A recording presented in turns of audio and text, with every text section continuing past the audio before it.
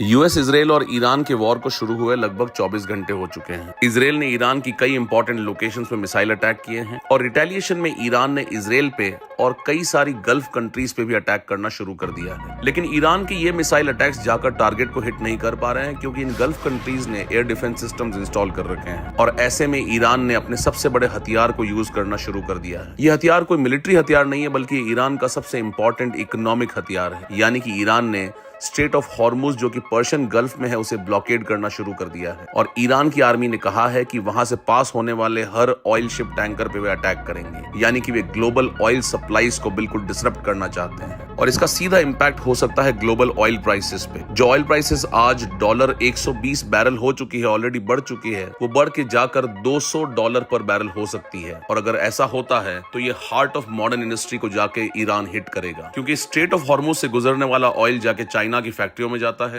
Airline industries में जाता है और यूरोपियन यूनियन के लिए ये बहुत बड़ा सोर्स है ऑयल एंड गैस का। लेकिन ईरान ऐसा पहली बार नहीं कर रहा है। 2019 में भी उसने कई सारे ऑयल टैंकर्स पे अटैक किया था और 1980 में उसने टैंकर वॉर किया था, यानी उसने पानी के अंदर माइंस बिछाए थे। बट इस बार की कहानी काफी अलग है क्योंकि इस बार ईरान काफी कमजोर हो चुका है। उसके एयर डिफेंस सिस्टम्स खत्म हो चुके हैं, कई टॉप जनरल्स की डेथ हो चुकी है और उसने जिन जिन कंट्री पे मिसाइल अटैक्स किए हैं वो भी बहुत ज्यादा इफेक्टिव और प्रिसाइज नहीं है। ऐसे में अगर ईरान किसी भी ऑयल टैंकर को अटैक करता है तो यूएस नेवी जो वहां प्रेजेंट है और उनकी जो अब्राहम लिंकन एयरक्राफ्ट कैरियर है उससे यूएस का जो रिटेलिएशन होगा वो काफी भयानक होगा और ये ईरान अपना सुसाइड नोट लिख रहा है ये काम करके। और एक्सपर्ट्स का मानना है कि ईरान के ब्लॉकेड करने से अगर यूएस ने वापस अटैक किया तो ये ब्लॉकेड बहुत लंबे दिन तक चल नहीं पाएगा